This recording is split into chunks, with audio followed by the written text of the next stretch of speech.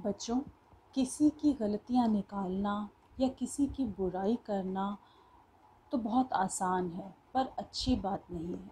अगर हमें किसी के स्वभाव में कोई गलत बात नज़र आती है और हम भी वैसी ही गलती करते हैं उससे बदला लेने के लिए, तो उससे बुराई और ज़्यादा बढ़ती है। ये हमेशा याद रखिए कि बुराई को भलाई से ही जीता जा सकता है। अगर हम किसी की वो कमी या बुराई दूर करना चाहते हैं तो हमें उसको अच्छाई से दूर करना होगा। ये कैसे हो सकता है, यही समझाने के लिए आज मैं चित्रा बंसल, आपकी हिंदी की टीचर, आपको आपकी हिंदी की पुस्तक उल्लास की एक कहानी पढ़ाने जा रही हूँ। कहानी का नाम है सच्ची जीत। आप सब मेरे साथ पढ़िए। एक गांव में एक किसान रहता था। उसका नाम बहादुर सिंह था। वह बहुत घमंडी और लड़ाकू था। घमंडी किसे कहते हैं? जिसे ऐसा लगता है बस मैं ही सबसे अच्छा हूँ और कोई नहीं, मैं सबसे समझदार हूँ, जो किसी की बात सुनता नहीं है। और लड़ाकू, जो हर दम लड़ने के लिए तैयार रहता है। वह छोटी छोटी बातों पर दूसरों से लड़ता रहता था। वह किसी से सीधे मुंह बात नहीं करता था। सीधे मुंह बात नहीं करता था मतलब हर किसी को उल्टा जवाब देता था। अगर कोई उसे अच्छी बात भी समझाए तो वो उसका गलत मतलब निकालता था। इसी कारण ना तो कोई उससे बोलता था और ना ही कोई उसके घर जाता था। उसी गांव में एक दूसरा किसान भी रहता था। उसका नाम था राम सिंह। वह बहुत ही सज्जन और मिलनसार व्यक्ति था। वह सभी से प्रेम पूर्वक बोलता था। आवश्यकता पड़ने पर वह सभी की मदद करता था। सज्जन का मतलब सत जन, सत मतलब अच्छा, जन मतलब व्यक्ति। तो जो दूसरा व्यक्ति था, दूसरा किसान था, उसका नाम था राम सिंह और वो एक सज्जन व्यक्ति था, मतलब सबसे अच्छे से व्यवहार करता था और सबसे मिलजुल कर रहता था और जरूरत पड़ती तो सबकी मदद करने के लिए भी तैयार रहता था। इसी कारण सब उसका आदर करते थे। सभी उससे बात करना पसंद करते थे। वे राम सिंह को सलाह भी देते कि बहादुर सिंह से दूर ही रहे, क्योंकि वह बहुत झगड़ालू है। तो छोटी छोटी बातों में दूसरों से कौन लड़ता था, बहादुर सिंह या राम सिंह?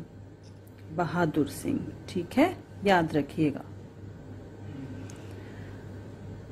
तो जब राम सिंह को सब ये सलाह देते थे कि बहादुर सिंह से दूर रहो, तो राम सिंह क्या कहता था कि यदि वह मुझसे झगड़ा करेगा तो उसे मार डालूंगा। यह सुनकर सभी हंस पड़ते। सभी जानते थे कि राम सिंह कभी किसी का अहित नहीं कर सकता। अहित मतलब बुरा नहीं कर सकता वो किसी का। ऐसा क्यों लगता था लोगों को? क्योंकि उसका व्यवहार बहुत अच्छा था। वो हमेशा सबसे प्रेम पूर्वक बात करता था और ऐसा स्वभाव वाला व्यक्ति किसी को कैसे मार सकता है? तो उड़ते उड़ते यह बात बहादुर सिंह को पता चली तो वह आग बबूला हो गया। आग बबूला हो जाना मतलब बहुत गुस्से से भर जाना। उसने राम सिंह को सबक सिखाने की सोची। सबक सिखाने के मतलब उसको मजा चखाने की बात सोची। एक दिन उसने राम सिंह के खेत में अपने बैल छोड़ दिए। बैलों ने उसके खेत में काफी फसल नष्ट कर दी, परंतु राम सिंह ने कुछ न कहकर चुपचाप बैलों को खेतों से भगा दिया। तो बहादुर सिंह ने तो ऐसा क्यों किया था? उसे लगा कि राम सिंह को इस बात पर गुस्सा आएगा और उसको झगड़ा करने का बहाना मिल जाएगा, पर राम सिंह ने कुछ नहीं किया और चुपचाप बैलों को वहां से निकाल दिया। एक दिन गांव में बहुत अधिक वर्षा हुई। बहादुर सिंह अपने अनाज को बेचने के लिए शहर जा रहा था। अचानक वर्षा होने से मार्ग में कीचड़ हो गई। कीचड़ में बहादुर सिंह की गाड़ी फंस गई। बहादुर सिंह व उसके बैल गाड़ी को बाहर नहीं निकाल पा रहे थे। तो क्यों फंस गई बहादुर सिंह की गाड़ी? क्योंकि बहुत तेज वर्षा होने के कारण कीचड़ हो गया था और कीचड़ में उसकी गाड़ी, बैलगाड़ी फंस गई। गांव वासियों को जब इस बात का पता चला तो कोई भी उसकी सहायता के लिए नहीं आया। सभी ने कहा अच्छा ही हुआ, उस जैसे झगड़ालू व्यक्ति के साथ तो ऐसा ही होना चाहिए। जो लोग सबसे झगड़ा करते हैं तो फिर लोग उनकी मदद करना भी नहीं चाहते, ठीक है ना। तो लेकिन जब राम सिंह को पता चला तो क्या हुआ, परंतु जब राम सिंह को इस बात का पता चला तो वह अपने बैल लेकर उसकी सहायता करने के लिए निकल पड़ा। देखो, राम सिंह के मन में बहादुर सिंह के लिए बिल्कुल भी किसी तरह का कोई गुस्सा या कोई नफरत नहीं थी। क्यों? क्योंकि वो तो सभी से प्रेम करता था, उसको कभी किसी से झगड़ा करना पसंद ही नहीं था और सबकी मदद करने की उसकी आदत थी। तो जब उसको पता चला बहादुर सिंह की गाड़ी फंस गई है कीचड़ में, तो वो उसकी मदद करने के लिए भी चल पड़ा। जब गांव वालों ने उससे ऐसा करने से मना किया तो वह बोला, मैं आज बहादुर सिंह से अपना बदला लूंगा तथा उसे मार डालूंगा। जब राम सिंह बहादुर सिंह के पास पहुंचा तो बहादुर सिंह ने उसकी सहायता लेने से मना कर दिया, क्योंकि वो तो घमंडी था, उसे लगता था उसे किसी की जरूरत नहीं है। इस पर राम सिंह बोला, चाहे तुम मुझे कितना भी मना करो, गाली दो या मुझे मारो, मैं तुम्हारी सहायता अवश्य करूंगा। क्यों ऐसा कहा उसने? क्योंकि उसको मदद करना अच्छा लगता था और दूसरी बात यह है कि वो बहादुर सिंह से बदला लेना चाहता था। वो कैसे बदला लेगा, अब देखते हैं। उसने बहादुर सिंह के कमजोर बैलों को हटाकर अपने शक्तिशाली बैलों को गाड़ी में लगा दिया। राम सिंह के बैलों ने एक ही बार में गाड़ी को कीचड़ से निकाल दिया। तो क्या राम सिंह ने बदला लिया? क्या उसने ऐसा ही व्यवहार उसके साथ किया जैसा बहादुर सिंह सबके साथ करता था, झगड़ता था? नहीं, बल्कि उसने तो अपने स्वभाव की तरह से, अपने हिसाब से उसकी सहायता करी। राम सिंह की दयालुता देखकर बहादुर सिंह का सिर शर्म से झुक गया। सिर शर्म से झुक गया मतलब उसको बड़ी शर्म आई कि मैं तो हमेशा इसको परेशान करता हूँ, इससे झगड़ा करता हूँ और आज ये मेरी ही मदद कर रहा है। उसने अपने बुरे व्यवहार के लिए राम सिंह से क्षमा मांगी, माफी मांगी।